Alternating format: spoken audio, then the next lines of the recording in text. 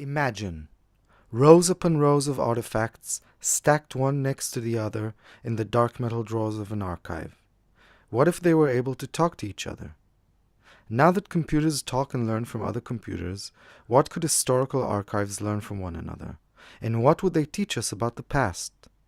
Archivist and curator Peter Shemtov began exploring the idea of an artificially intelligent archive, one in which Shakespearean plays could talk to letters written by Napoleon. I tell you how it all started happening. I have some friends and I contacted them in Moscow, and they become very fascinated by the idea of dialogical archives. So they developed finally the software for different artifacts to converse with each other. That was really successful. So what we've done next is we've taken the journals, the diaries of quite famous 20th century authors, and we tried to set up the first in the world archival conference. I must say it was total disaster. Results were totally disappointing.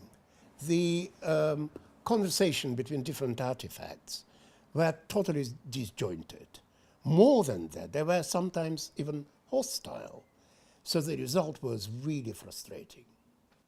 But, one day I've been sitting on a bench outside the university building, and as you know, there are a lot of stray cats in Moscow, and I've been watching them, fascinated always. Suddenly, it dawned on me what was wrong with the first stage of our experiments. I realized that machines, they lack the emotional involvement.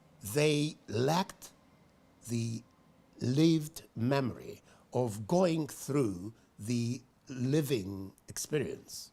So what I've done, I began taking cats to be witnesses of some historical events.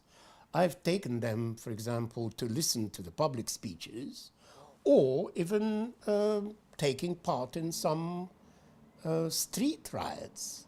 When I couldn't find a cat and take it to an actual event in advance, I managed to trace some cats that they've been to some public event or historical event, and then I adopted them into the system of archives.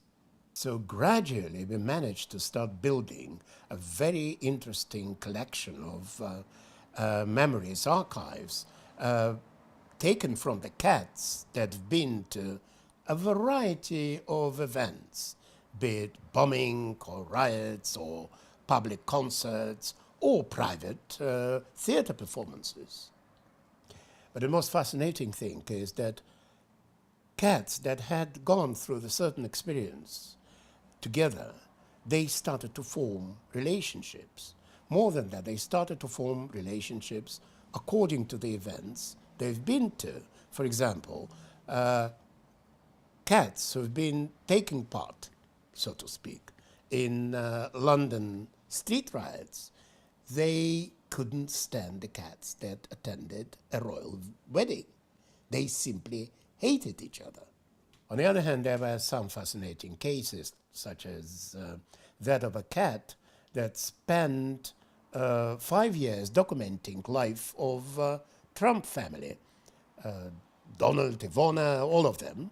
And now she spends all day socializing, friends with everyone, doesn't discriminate anyone.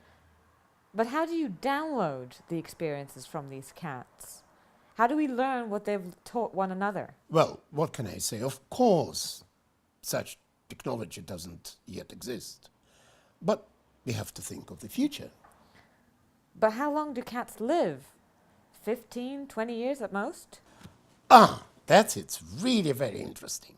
Very exciting, because of course, cat doesn't live long enough to see when this technology is going to be fully developed. So exactly for that reason, we started to develop a study of genetically transmitted memory.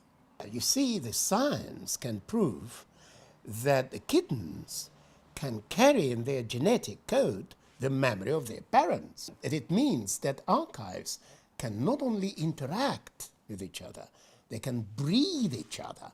It's cross-breeding archives, you see. For example, we have a litter of kittens here whose mother saw the original production of Einstein on the beach and whose father is still documenting the effects of the global warming on the North Pole.